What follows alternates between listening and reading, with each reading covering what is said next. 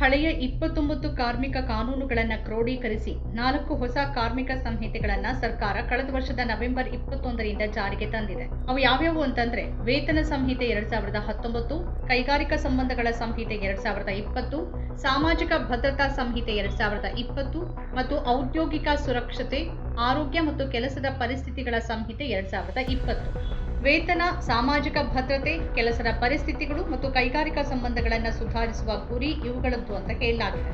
ಈ ಬದಲಾವಣೆಗಳು ಗಿಗ್ ವರ್ಕರ್ಗಳಿಗೆ ಸಾಮಾಜಿಕ ಭದ್ರತೆ, 1 ವರ್ಷದ ಸೇವೆಗೆ ಗ್ರಾಚ್ಯುಟಿ ಮತ್ತು ಕನಿಷ್ಠ ವೇತನದಲ್ಲಿ ಏಕರೂಪತೆ ತರುತ್ತೆ ಎನ್ನಲಾಗಿದೆ. ಮೂಲ ವೇತನ ಒಟ್ಟು ಸಿಟಿಸಿಯ 50% ಅಥವಾ ಅದಕ್ಕಿಂತ ಹೆಚ್ಚಿರಬೇಕು.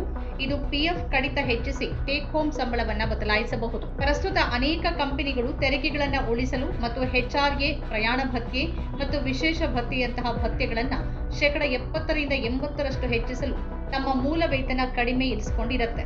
ಆದರೆ ಹೊಸ ನಿಯಮಗಳ ಅಡಿಯಲ್ಲಿ ಕಂಪನಿಗಳು ಒಟ್ಟು ವೇತನದ 50ಕ್ಕಿಂತ ಹೆಚ್ಚು ಸಂಯೋಜಿತ ಭತ್ಯೆಗಳನ್ನು ಹೆಚ್ಚಿಸಲು ಸಾಧ್ಯವಾಗೋದಿಲ್ಲ. ಈಗ ಪಿಎಫ್ ಮತ್ತು ಗ್ರಾಚ್ಯುಟಿಯನ್ನ ಮೂಲ ವೇತನದ ಆಧಾರದ ಮೇಲೆ ಲೆಕ್ಕ ಹಾಕೋದ್ರಿಂದ ಮೂಲ ವೇತನ ಹೆಚ್ಚಾದ್ರೆ ನಿವೃತ್ತಿ ನಿಧಿ ಮತ್ತು ಅದಕ್ಕೆ ಉದ್ಯೋಗಿಯ ಕೊಡುಗೆ ಕೂಡ ತಂತಾನೆ ಹೆಚ್ಚಾಗುತ್ತೆ.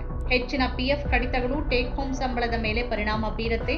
ಆದರೆ ಟೇಕ್ ಹೋಮ್ ಸಂಬಳ ಸ್ವಲ್ಪ ಕಡಿಮೆ ಆಗಬಹುದು. 2019ರ ವೇತನ ಸಂಹಿತೆ ವೇತನ ಸಕಾಲಿಕ ಪಾವತಿ ಸಂಬಂಧ ನಿಬಂಧನೆಗಳನ್ನು ಹೊಂದಿದೆ.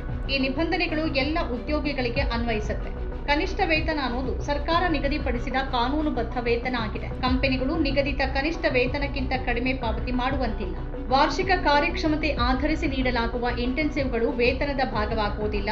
ಗುತ್ತಿಗೆ ಆಧಾರಿತ ಕಾರ್ಮಿಕರು ಈಗ ಶಾಶ್ವತ ಸಿಬ್ಬಂದಿಯಂತೇನೆ ಎಲ್ಲ ಪ್ರಯೋಜನಗಳನ್ನು ಪಡಿತಾರೆ. ಗ್ರಾಚ್ಯುಟಿ ನಿಯಮದಲ್ಲಿ ಬದಲಾವಣೆ ಆಗಿದ್ದು 5 ವರ್ಷಗಳ ಬದಲಿಗೆ ಕೇವಲ 1 ವರ್ಷದ ಸೇವೆ ಪೂರ್ಣಗೊಳಿಸಿದ್ರು ಉದ್ಯೋಗಿಗಳು ಗ್ರಾಚ್ಯುಟಿ ಪಡೆಯೋಕೆ ಅರ್ಹರಾಗ್ತಾರೆ. ಮೊದಲ ಬಾರಿಗೆ ಗಿಗ್ ಕಾರ್ಮಿಕರು, ಪ್ಲಾಟ್ಫಾರ್ಮ್ ಕಾರ್ಮಿಕರು ಮತ್ತು ಅಸಂಘಟಿತ ವಲಯದ ಉದ್ಯೋಗಿಗಳನ್ನ ಸಾಮಾಜಿಕ ಭದ್ರತಾ ಯೋಜನೆಗಳ ಅಡಿಯಲ್ಲಿ ತರಲಾಗಿದೆ.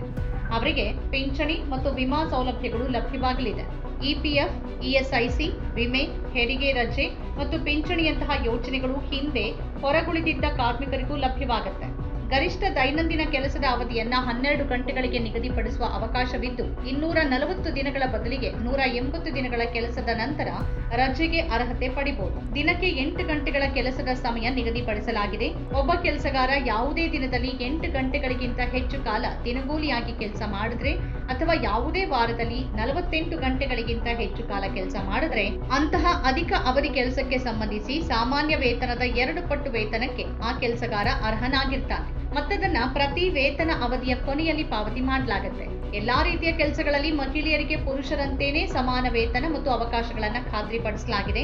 ಪ್ರತಿಯೊಬ್ಬ ಕೆಲಸಗಾರರು ರಜೆ ನಗದೀಕರಣಕ್ಕೆ ಅರ್ಹರಾಗಿರ್ತಾರೆ. 40 ವರ್ಷಕ್ಕಿಂತ ಮೇಲ್ಪಟ್ಟ ಕಾರ್ಮಿಕರಿಗೆ ಉಚಿತ ವಾರ್ಷಿಕ ಆರೋಗ್ಯ ತಪಾಸಣೆಗಳನ್ನು ಕಡ್ಡಾಯಗೊಳಿಸಲಾಗಿದೆ. ರಜೆ ನಗದೀಕರಣಕ್ಕೆ ಯಾವುದೇ ನಿಗದಿತ ಗರಿಷ್ಠ ಮಿತಿ ಇಲ್ಲ. 30 ದಿನಗಳನ್ನು ಮೀರಿದ ರಜೆಯನ್ನ ಕ್ಯಾಲೆಂಡರ್ ವರ್ಷದ ಕೊನೆಯಲ್ಲಿ ನಗದೀಕರಿಸಬಹುದು. ಸೇವೆಯಿಂದ ಬಿಡುಗಡೆ ಸಮಯದಲ್ಲಿ ಕೆಲಸಗಾರ ರಜೆಯನ್ನ ನಗದೀಕರಿಸಲು ಅರ್ಹನಾಗಿರ್ತಾನೆ. ನಮ್ಮ ಕಾರ್ಯಕ್ರಮಗಳನ್ನು ನೀವು ನೋಡ್ತಾ ಇದ್ರೆ ನಮ್ಮ ಚಾನೆಲ್ ಅನ್ನ ಸಬ್ಸ್ಕ್ರೈಬ್ ಮಾಡಿ, ಪಕ್ಕದ ಬೆಲ್ ಐಕಾನ್ ಒತ್ತಿ ನಮ್ಮನ್ನ ಬೆಂಬಲಿಸಿ. ಹಾಗೆ ನಮ್ಮ ಕಾರ್ಯಕ್ರಮಗಳನ್ನ ಲೈಕ್ ಮಾಡಿ, ಕಮೆಂಟ್ ಮಾಡಿ, ಅದನ್ನ ಬೇರೆಯವರಿಗೂ ವಾಟ್ಸ್ಆಪ್ ಮೂಲಕ ಶೇರ್ ಮಾಡಿ. ನೀವು ಹೀಗೆ ಮಾಡಿದಾಗ ನಮ್ಮ ಚಾನೆಲ್ ಮತ್ತಷ್ಟು ಜನರಿಗೆ ತಲುಪಲು ನೀವು ನಮ್ಮೊಂದಿಗೆ ಸಹಕರಿಸಿದ ಹಾಗಾಗುತ್ತೆ. ಇದು ನೀವು ಯಾವುದೇ ಖರ್ಚಿಲ್ಲದೆ ಕೆಲವೇ ಸೆಕೆಂಡುಗಳಲ್ಲಿ ನೀಡಬಹುದಾದ ಸಹಕಾರ. ಧನ್ಯವಾದಗಳು.